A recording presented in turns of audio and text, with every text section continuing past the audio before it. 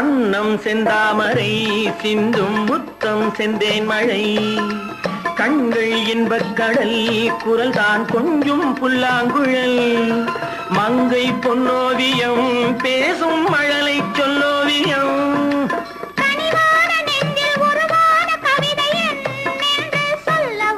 நான் அளவோடு ரசிப்பவள்